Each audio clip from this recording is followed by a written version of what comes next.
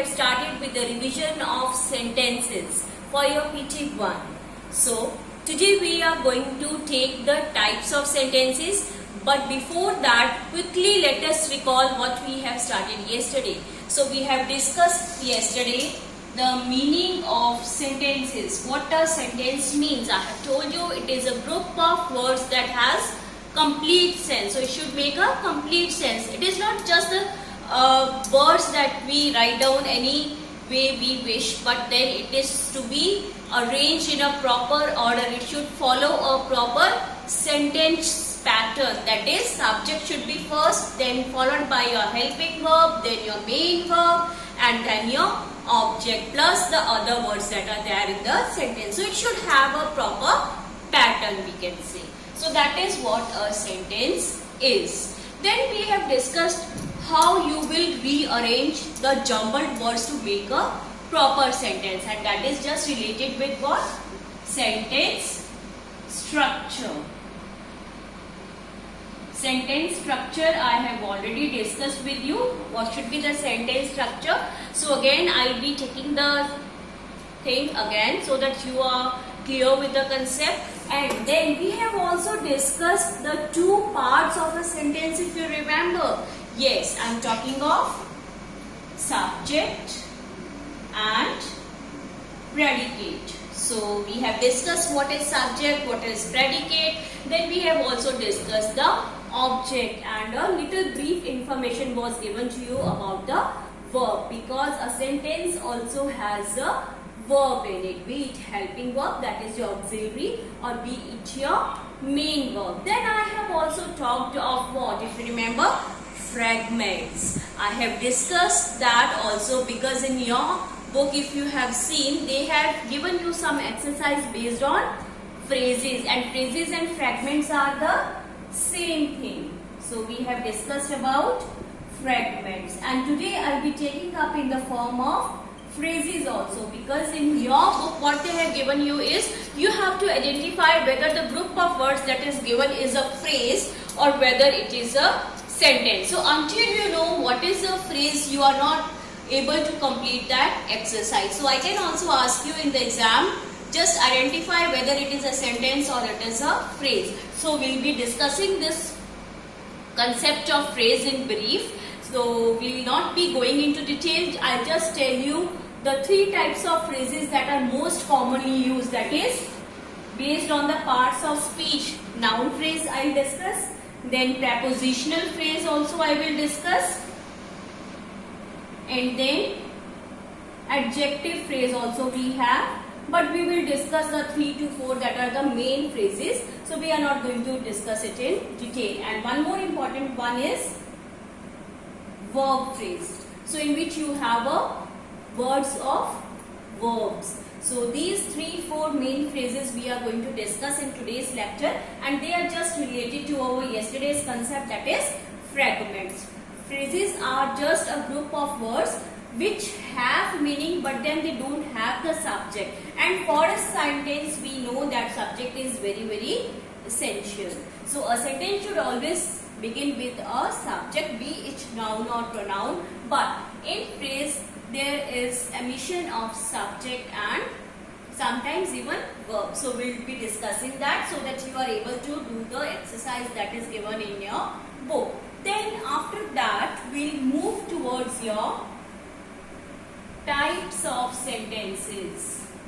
So in your book they have given you 4 types of sentences. Yesterday also we have discussed them: interrogative, assertive or declarative, imperative and exclamatory. So we will be discussing those with the help of examples. So are you all ready for that? So let's go.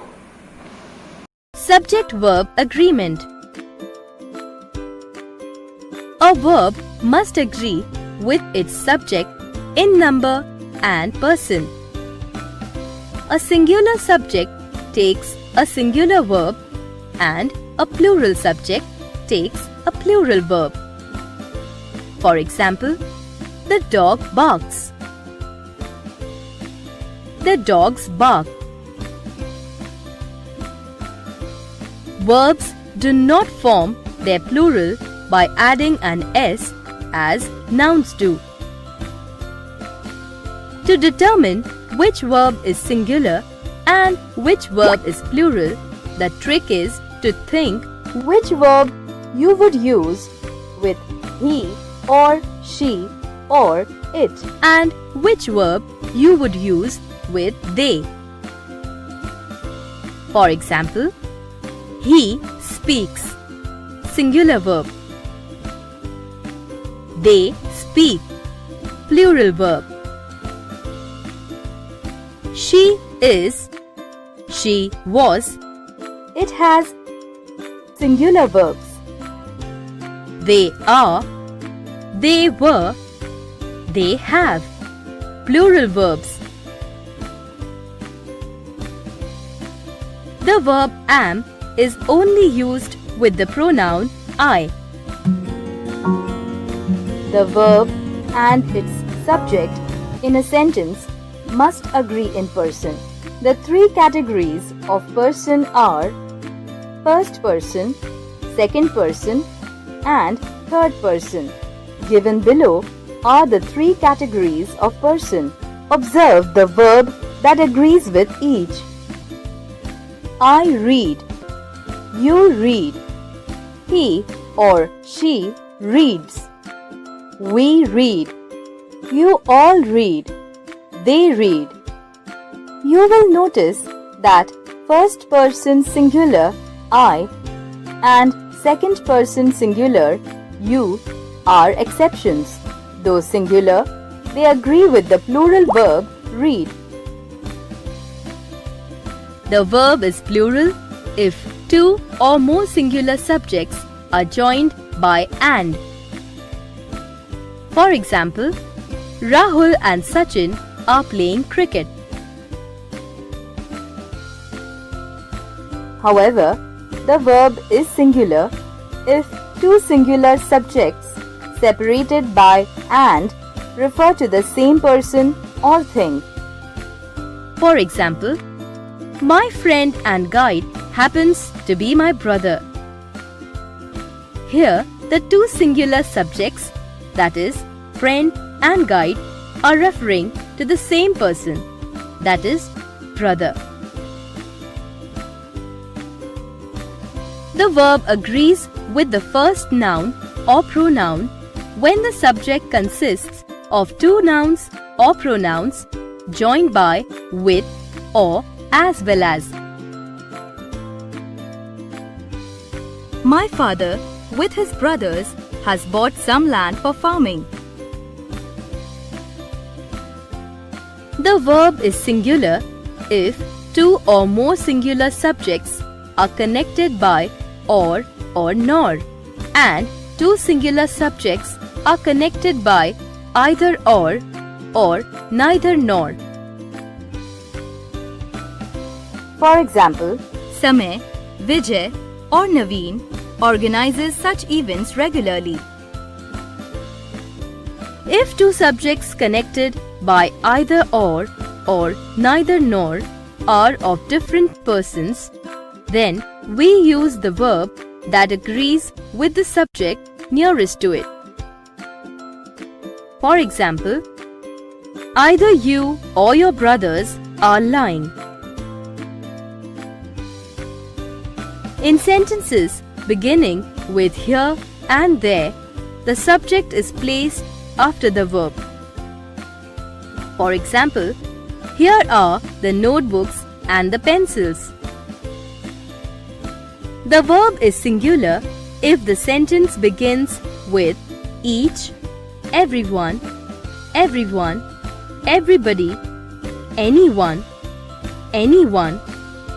anybody, someone, somebody, nobody, and no one. For example, each of the girls has long hair. The verb is singular if the sentence begins with much and a little. For example, much of this topic has already been discussed. The verb is plural if the sentence begins with many, a few, several, and both. For example, a few of my friends are joining me at the camp.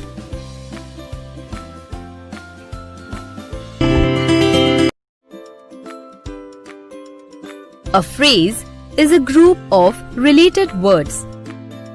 It does not have a subject and a predicate pair. A phrase does not express a complete thought. For example, big and small shells. It depends on other words or phrases to form a meaningful sentence. For example, big and small shells were scattered here and there on the beach. There are different types of phrases that belong to different parts of speech. Let us study them one by one. Noun phrase: Nikki and Ricky. My best friend.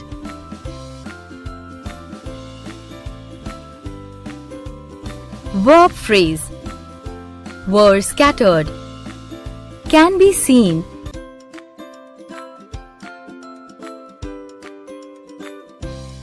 Adjective phrase: many colorful shells. Pretty and delicate.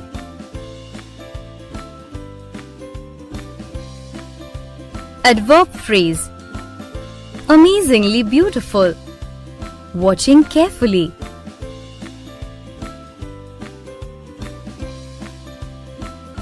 Prepositional phrase: underwater. On the beach. Of sentences. There are 4 kinds of sentences: declarative, imperative, interrogative, and exclamatory. He is learning to play the piano. This sentence is a statement telling about Nikki, and thus it is a declarative sentence. A declarative sentence ends with a full stop. Now look at this sentence. When did you start learning to play the piano? This sentence is a question that asks something. Thus, this sentence is an interrogative sentence. An interrogative sentence ends with a question mark.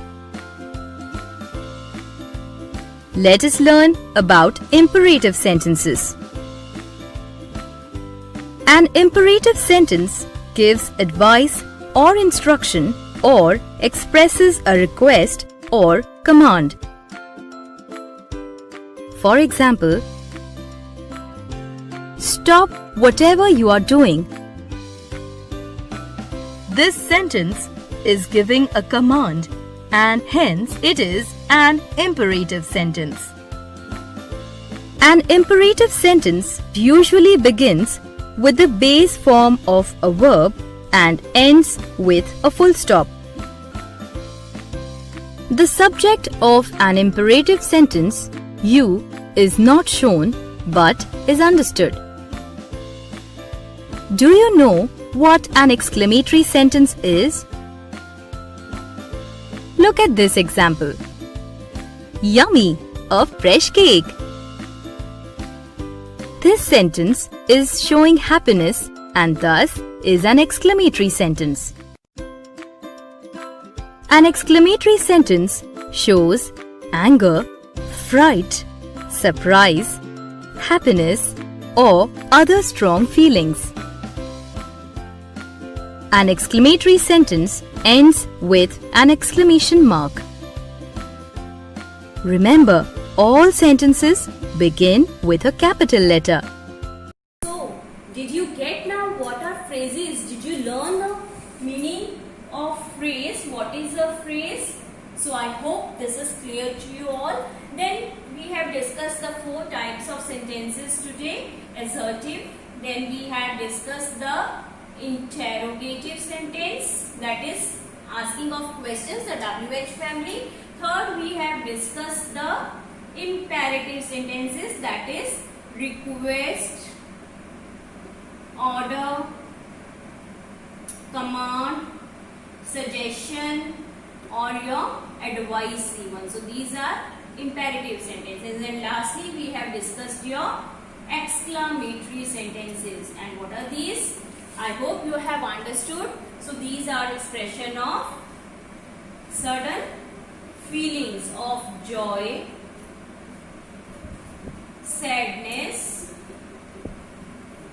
anger, surprise even. So these are the 4 types of sentences that we have discussed today. And for tomorrow, we are going to take up the various transformation of sentences that are there. So in the tomorrow's coming video, we will take up the transformation of sentences. So whatever types of transformations are there in your book, we are just going to deal with that. Like from assertive to interrogative is there, from interrogative to assertive is there. So the simple ones we are going to take up for your syllabus, whatever is there in your book. So for today, just revise the phrases part and the types of sentences. Just go through the rules once again from your book, and very shortly I'll be sending you the worksheets based on this, and you will be assessed on the basis of this. So that's all for today from my side. Stay safe, stay home.